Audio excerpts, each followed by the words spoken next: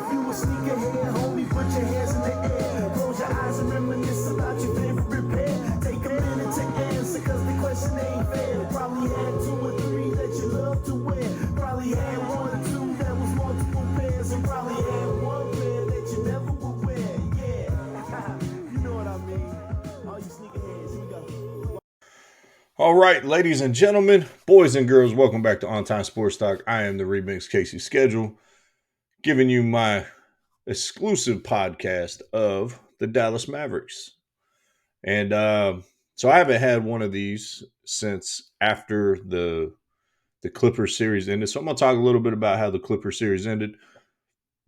And then we're going to kind of talk about what I thought was going to happen in the OKC. See what I did there? Name KC, OKC. Anyways, uh, the Thunder and the Maverick series and what happened in game one. So, um, so let's get into it. Let's get into it. And well, before we get into it, shout out to my big brother Damo. Hopefully you enjoyed the new intro song. It's called Sneakerheads or Sneakers. I'm a sneakerhead. You know, I love my shoes. Anyone who knows me will tell you that. And so I thought it was fitting. You know, we're basketball people on here. We normally love sneakers. I remember growing up, like my boy John Bowman, up in Fort Worth.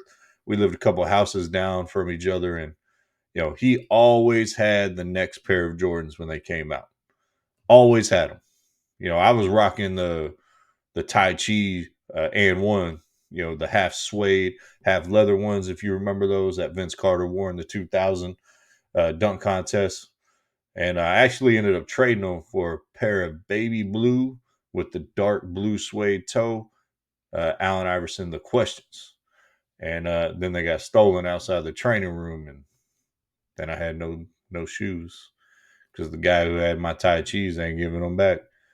Anyways, so enough about sneakers. Let's get into the end of the Mavericks Clippers series, right? And those last 2 games, they ended up not being very competitive. I know the Clippers towards the end of Game 6 where they put up a little bit of fight. But to talk about the Clippers a little bit right now, I think the owner of the Clippers, Steve Ballmer, I think his name is. Steve, you need to give up on this dream that is James Harden, Russell Westbrook, Paul George, and Kawhi Leonard. 10 years ago, just scary ass team. Now they can't stay healthy. It's just that dream is over, you know. And I think they showed their true colors.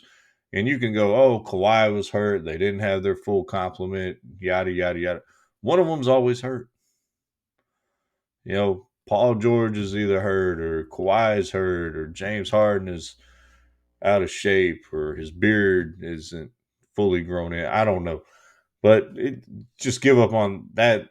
They need to make moves in the offseason. I think they need to blow it up, and I don't know what that'll look like for the Clippers. You know, after they gave up pieces for Harden and draft picks, and you know, I think those guys would be great if they're the third option, or you know, the Robin to a very big Batman. So, but the Mavericks, man, and at the end of that series, they ended up really finding a rhythm on defense. I think they found a good rotation.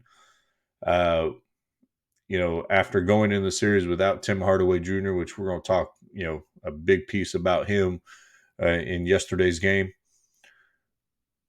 And the Mavericks, man, they just looked like they were starting to come into their own, despite Luka's inefficiency from deep, despite, you know, him maybe being a little gimpy here and there after tweaking his knee.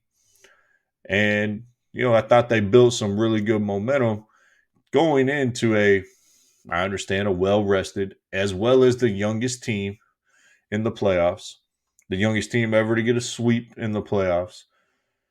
But going into the series, you know, I talked a little bit about this on the podcast side of this with my co-host Eddie Schedule, the original, my pops.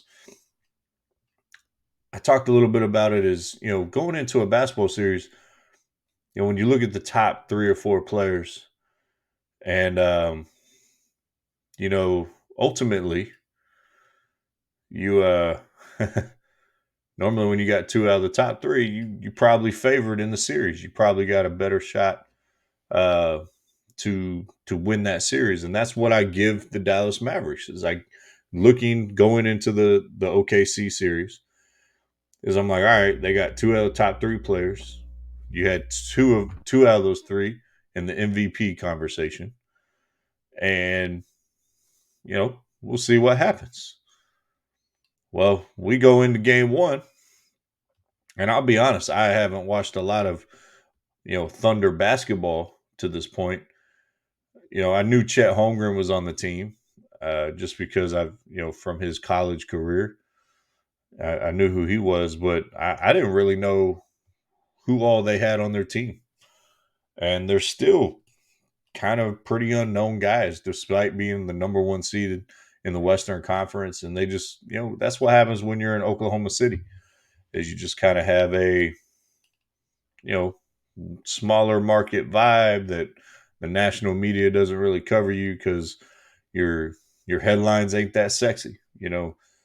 Anytime you turn on, your main channels, they're talking about, LeBron and how bad the Lakers were, or how good can they be, or talking about the Knicks or Boston, these bigger market teams and that are traditionally your powerhouses. And understand it, that's what drives ratings. No one's going to drive ratings with Oklahoma City talk normally. But going into game 1, I thought it was a toss-up. And the game went about how I expected. I thought there'd be a little more scoring, and that was taken back from all the turnovers. Kyrie had 4 turnovers in the first quarter. As a basketball team, if you don't really understand, and I would expect most people who listen to a basketball podcast have a somewhat structured idea of what you're looking for on the court. But if you don't, a really good game goal is 12 turnovers or less. You would like that to be in single digits. Kyrie had 4 in the first quarter by himself, and they weren't good ones. And by a good turnover, I mean there was live ball turnovers. The difference between a live ball and a dead ball turnover. Obviously, a dead ball you would throw it out of bounds, or it would, you would travel, would be a dead ball turnover. Anything that lets your defense get back and set up and not giving up transition points. And so ultimately, they were just, and both teams looked pretty sloppy to start off. I think Shai Gilgeous-Alexander threw one into the third row of the stands because there was miscommunication. It was just sloppy basketball to begin. I believe it's 23-23 at the end of the first quarter. And, it's anyone's game at that point. Thunder took control in the second quarter. I think they outscored the Mavericks 39-30, and it took a 9-point lead going into halftime. And the things that stood out to me in that first half was not only turnovers, but I thought the defense on both sides was solid. I really liked what Dallas was doing defensively. I love what Daniel Gaffer's doing. Start signing that man to a long-term extension. In all seriousness, his hustle on the court, he had one where he caught the ball in a pick and roll. He didn't get the finish because when they replayed it, it was clearly he was slapped on his arm, but they didn't call it for the Mavs. Theme of the night, by the way. And he falls to the ground. This is a 7-footer, keep in mind. Busts his tail all the way back down. Goes up for a block on a layup attempt and blocks it with his chest. Not even his arm. With his chest, he was so high and going so fast. And so I really love what Daniel Gaffer's doing. I think he had 3 blocks in the first half. He had 3 blocks. And so his energy, his presence, his size and strength is something I think they need to continue to exploit in this series. I think he had 16 points last night, 16 and 11, I do believe, on top of his blocks. they need to continue to look to take advantage of his size and strength. That's a lost art in today's NBA is the big man taking advantage down low and the efficiency that you can produce with that. There are some guys who are really good in the post. I think Joel Embiid has his I mean, he's one of the best players in the league, but he does spend quite a bit of time outside. But let's move off that. The others were really stepping up. The others, if we keep using that term, uh, they were really stepping up in that first second quarter, and yeah, Luka didn't get off to a fast start. He normally has really good first quarters. Kyrie tends to let the game come to him and tends to look to take over and score later in the game, which he did in the third quarter, which we'll get to. The others carried the team most of that first half, making shots, making open shots. One of those guys is Josh Green. I loved his energy. His energy was, to me, infectious. That's the type of hustle on both ends of the court you want to see. Getting offensive rebounds, second chance points, hitting open threes. Now, he didn't have a ton of points. He had 11. He had 11, 4, and 3 assists. It's a solid stat line from that guy. And the more they pay attention to Luka and Kyrie, the more he would get opportunities. And I really think he needs to be on the floor more because let's talk about Tim Hardaway Jr. TWJ, he's been a trooper for this team since he's been here. Been through some lean times. And technically, he is this team's third leading scorer. But I think by you putting him in the game, you're messing up the chemistry you develop throughout the first round of the playoffs. And I think that is something that it can't be understated enough. And I think it needs to be paid attention to by that coaching staff. Tim Hardaway Jr. is really good when he's on. When he's on, I mean, he'll pull up from anywhere, it'll go in. But when he's off, he's a streaky shooter. The scouting report says it. He's a streaky guy, and when he's off, let him shoot. When he's on, you better get to him. And right now, he ain't been on for a long time, and his efficiency has been bad for a long time. To become that third leading scorer, it's not like he's scoring 20 points on 8, 9 shots and getting to the line as well. And so I think that Tim Hardaway, you need to have a strong consideration as a coaching staff. Jason Kidd needs to talk to his staff and say, we need to go away from Tim Hardaway. Like, I think it's the betterment for the team right now. And if you move on in the playoffs and you start seeing something else in practice and you start getting to that point, then you can have the conversation to start expanding his role again. But I think he's proven throughout the season, as well as through, just through the one game last night, he doesn't have it right now. And you can't have a guy out there that doesn't have it right now. And so when we go into that, I think you need more opportunity for Washington. Now, Washington ended up playing 26 minutes. I think he got in some foul trouble. Washington needs to be playing over 30 minutes. Josh Green needs to be playing about what he played last night. And that's every night. I want to see more time for Dante Exum. I never thought I would say that about Dante Exum after he got bounced from the Jazz back a few years ago, and he's come back and made himself into a really good player. So these are the other guys, and as well as Derrick Jones Jr. And I think you need more production from Derrick Jones Jr.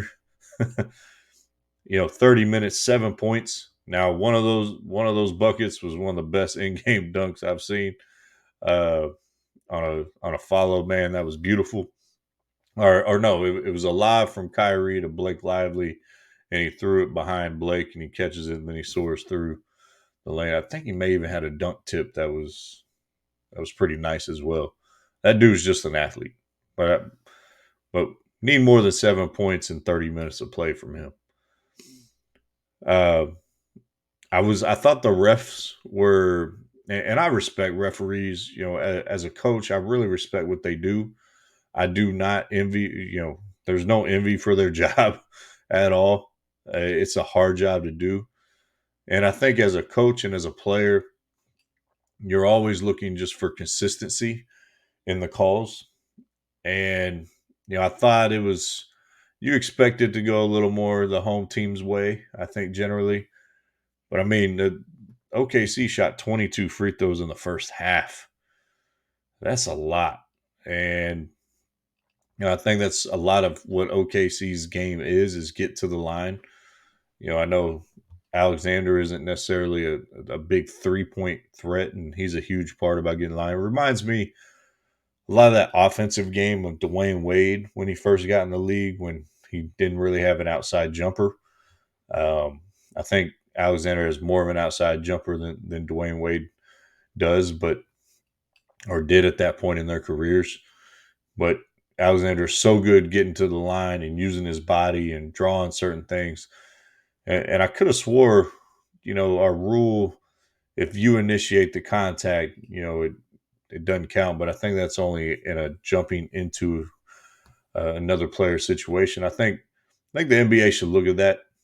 Um, if you're driving to the lane and you initiate the contact as an offensive player, shouldn't be a foul.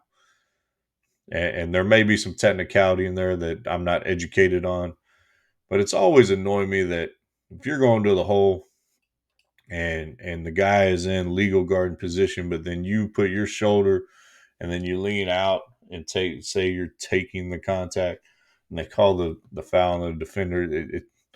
It's a good offensive player play right now, but to me, it's just it's impossible sometimes as a defender in the league and college basketball down to high school basketball when you're getting that call. Um, I would like to talk about a couple players on the Thunder. Shai is incredible, but I think everyone has this. I'm gonna be honest. There's some players you just don't like watching play basketball because it's ugly, and it's like that dude should not be doing that. Like his body type, it just looks weird. For me right now, that's Chet Holmgren.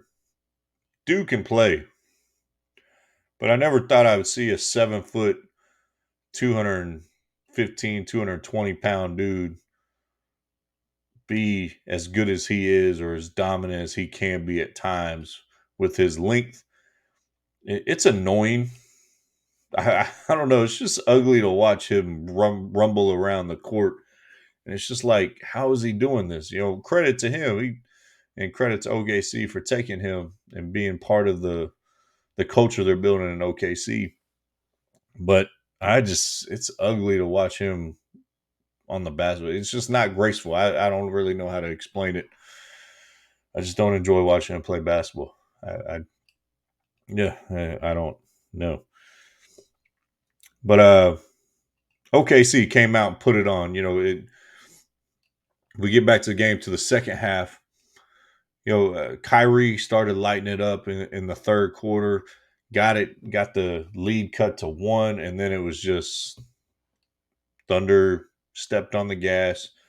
Fresher team, younger team took over the game, and they ended up winning by 22 points and turning it into an old fashioned ass whooping. And so, as the teams move forward, Thunder showed that they are a good defensive team. Haven't given up 100 points all postseason. That's impressive. Now, they've only played 5 games, but they've only played 5 games because they're that good. And I was impressed by them last night. But going to game 2, I think Dallas needs to cut Hardaway's minutes and try to keep the chemistry and defensive team and principles and offensive game that they had against the Clippers. And I understand Thunder are a much better defensive team than the Clippers. But I think you need to try to tap into some of that. But Hardaway being out there is killing you. Keep taking advantage of Daniel Gafford, as well as try to get some easy looks from deep for Luka. And I think I said that in one of my podcasts already. Is you need to design some looks. The ball screen, dribble around. Let me take 2 steps backwards and hit a fadeaway step back three. It's not an efficient shot. And that's been my biggest issue with a lot of Luka's shots from the perimeter is they're inefficient looks. Like he's not getting these open looks off of when the ball touches 3 or 4 guys' hands and it comes back to him. And the Mavs need to try to design some stuff. Something I would kind of look at is I would go back and look at tape of like some play designs from the Golden State Warriors.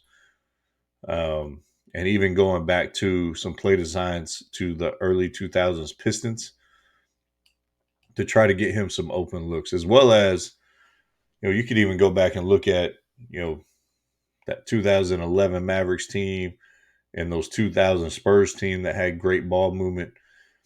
I believe in this. And I think Steph Curry said this, or no, Steve Kerr. I think Steve Kerr said it to his team. And he said that the ball tends to find the best players. You don't have to force the game. And if Luka will learn not to force the game, it'll find him. The ball will find him because he's the best player on the team. And once you kind of graduate to understanding that, a lot of those inefficient looks you're not going to want to take anyway. Now, some of them might be the shot clock's running down. You got to jack it up and let it go. And that's understandable. But I think schematically, instead of just going down the floor, big man setting a pick, trying to get a matchup, and then dribbling around, step back, shoot a three, no one else has touched the ball. It's just bad offense. And I really wish that it's a conversation for a different day, but the the basketball offensive systems are somewhat lacking. And uh,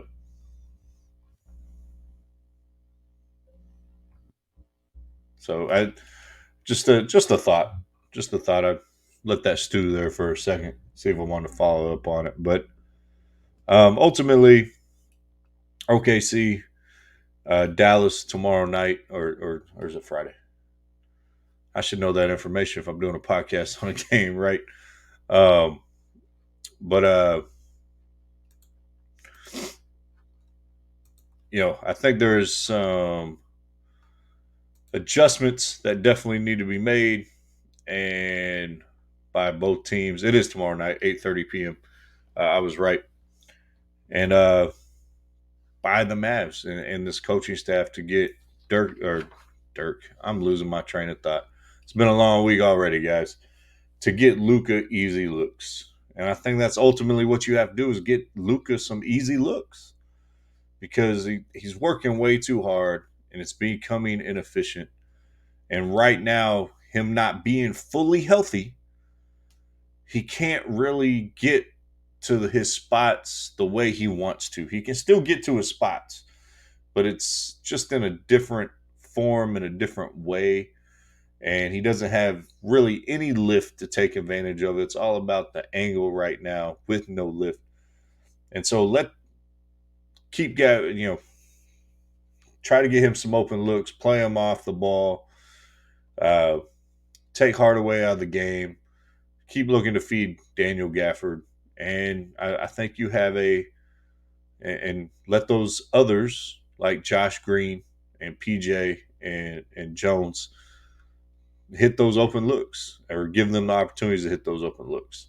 And I think you'll end up with a successful game two um, tomorrow night in Oklahoma City. All right, I think that's going to wrap it up. And so episode 3 in the books Thank you again to Damo for letting me use his song. That's going to be the new title song of the program for the Mavericks podcast version of this. And shout out to Mission 22. As always, shout out to Camp Hope. I know they do stuff all over, but especially here in the Houston area, as well as a shout out to the Tell Valhalla Project. And they're always looking for fallen heroes to honor through the proceeds they make from their products. So, if you have someone or someone that unfortunately passed away in the line of duty, give them a shout. They do some really good things. It's subjects that are near and dear to my heart. And all right, that's all I got. I appreciate y'all listening. If you made it all the way to the end, and episode 2 will come out this weekend or probably Friday. Actually, it'll be Friday. Episode 2 for the week. Episode 4 total. We'll recap game 2 of the OKC Mavericks series. And peace. Love y'all. I'm out. Good night.